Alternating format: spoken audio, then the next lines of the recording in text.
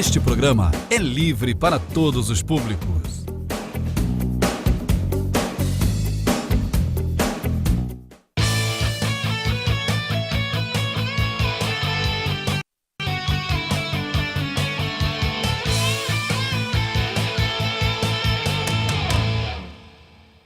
Boa tarde, amigos de casa. Mais um resumo do esporte chegando esta terça-feira, dia 27 de maio, com muita coisa boa para a gente falar. A seleção se apresentando, primeiros exames, primeiros movimentos da nossa seleção brasileira na Granja Comari. Boa tarde para os nossos comentaristas. Fernando Moreira, primeiramente você. Boa tarde, amigo. Já pediram um destaque para essa terça.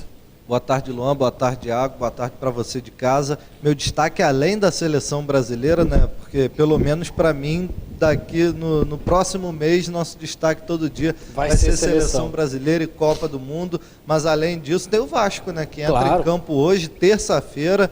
Para quem ainda não estava acostumado, Série B é assim, tem jogo terça, tem jogo sexta, é jogo sábado, não joga domingo. Então hoje tem Vasco da Gama em campo contra o Bragantino e apesar do jogo ser fora de casa, tem que vencer, né? O Vasco não está num bom momento, não se acertou ainda na Série B e a hora de vencer já passou. Então hoje é dia de vitória, tem que ser dia de vitória, senão a pressão vai aumentar e o Adilson vai balançar mais ainda no carro, porque eu já vejo ele balançando no carro. Sem dúvida alguma, a gente ainda fala com um pouco mais de detalhe dessa partida, um pouco mais para frente no programa, mas bom destaque realmente, futebol não para, ainda não chegou a Copa do Mundo, mas ainda tem Campeonato Brasileiro rolando aqui no Brasil. Iago da Silva, amigo, boa tarde também, já pode dar o seu destaque desta terça-feira. É isso aí, boa tarde, Luan, Fernando e amigos de casa.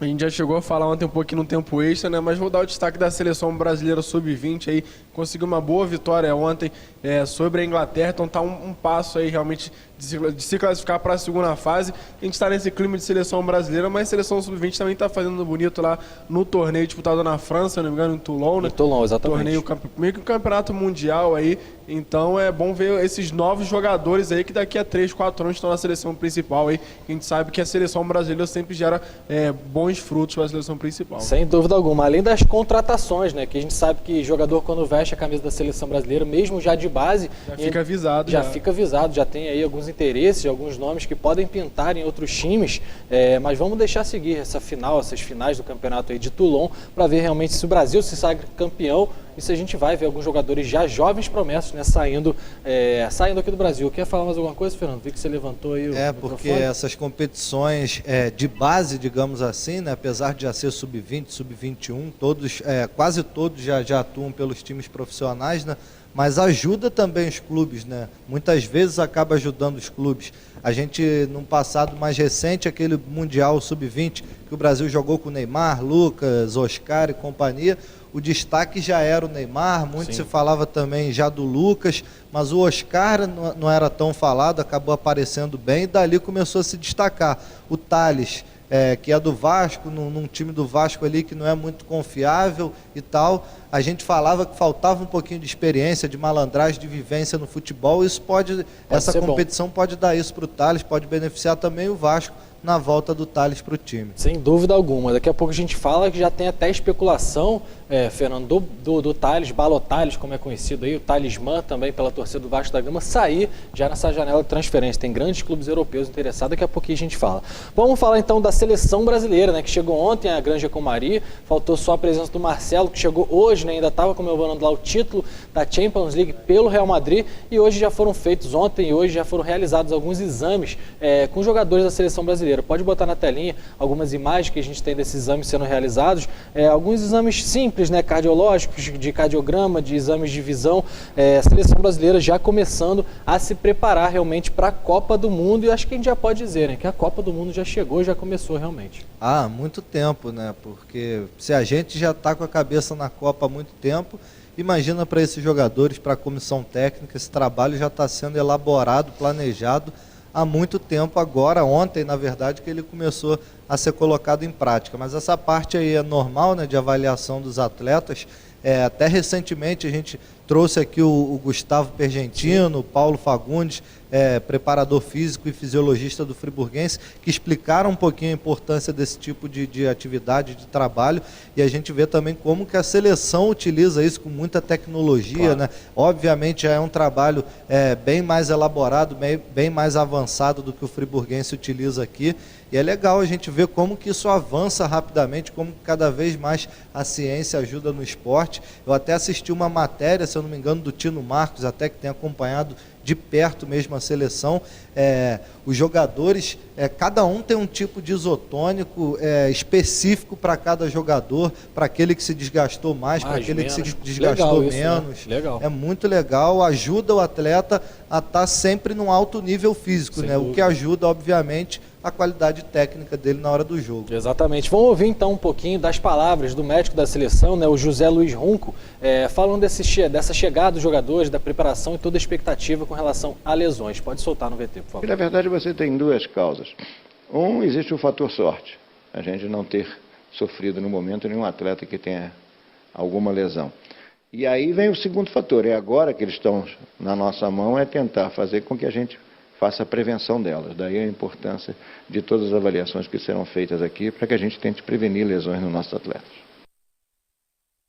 Boas palavras do Runco, né? Grande e experiente médico da seleção brasileira, já há tanto tempo ali servindo a nossa seleção, a nossa confederação também. Iago, legal as palavras dele, né? Um pouco de sorte, um pouco de não desgaste, né? Da preservação dos jogadores também. Que bom que está tudo certo com os nossos jogadores da seleção. Exatamente, né? E até meu comentário ia ser baseado até, né, no que o Runco falou, né?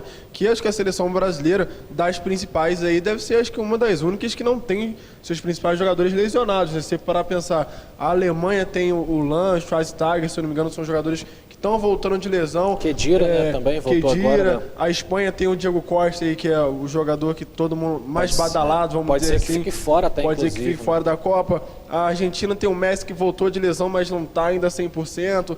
Tem alguns jogadores aí também que estão maus. A Inglaterra que também perdeu alguns jogadores que nem podem ser convocados para a Copa do Mundo. Então o Brasil nesse quesito aí está praticamente 100%. O Neymar que sofreu de lesão, voltou há pouco tempo também, mas 100%, o Marcelo também.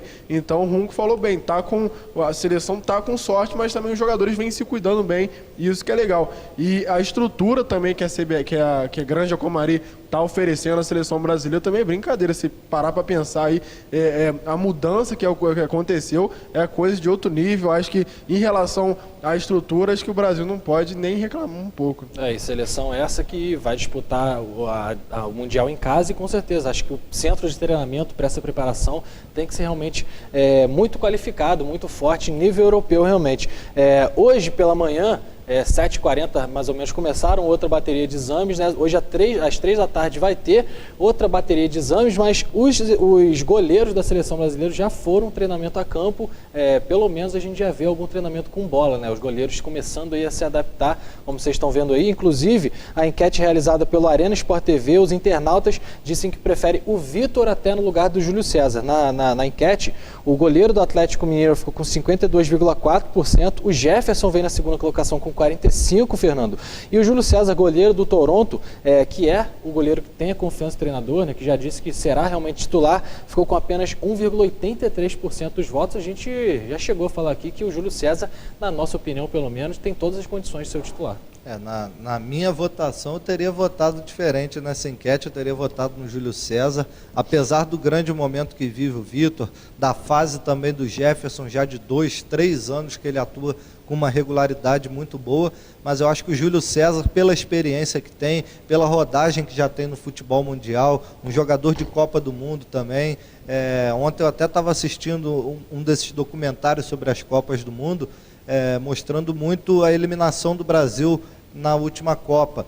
O Júlio César muito abalado, chorando bastante, né? Dando entrevista até, acho que foi soluçando de chorar. Que deu a cara a tapa ali para falar. Assumiu a responsabilidade. Então acho que essa experiência dele, essa vontade dele de dar a volta por cima, de ter um novo fim diferente do que foi na última Copa, eu acho que ele tem tudo para transmitir isso para os outros jogadores, e qualidade técnica na Copa das Confederações a gente já viu que ele tem muito ainda, é um goleiraço. Eu acho que o Filipão está certo em confiar no Júlio César, está confiando num cara que não vai tremer na base na hora H, e eu acho que a gente vai com um grande goleiro para a Copa, mesmo contra a opinião popular. Com certeza. Iago, ainda falando um pouquinho dessa enquete, na minha opinião, concordo com o Fernando, acho o Júlio César um excepcional goleiro, merece realmente estar, mas se fosse o Jefferson eu também não ficaria ali ressabiado, porque é um excelente goleiro. Só que, na minha opinião, o Vitor, por mais que esteja numa boa fase, ainda está um pouquinho abaixo do Júlio César e do Jefferson. Acho que os internautas talvez voltaram às vezes mais com o coração, né? Não sei quantos atleticanos votaram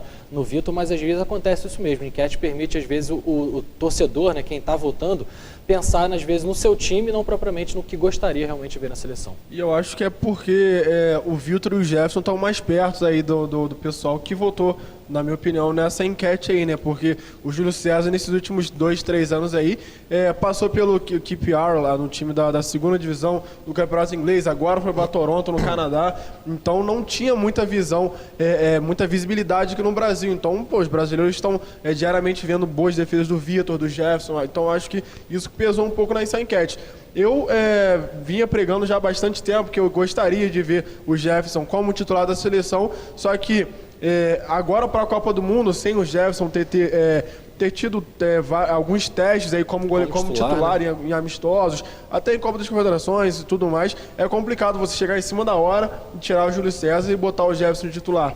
É estranho, é complicado. Por isso que agora eu acho que é certo manter o Júlio César. Só que eu gostaria de ter visto já há bastante tempo atrás o Jefferson tendo um pouco mais de ritmo de jogo.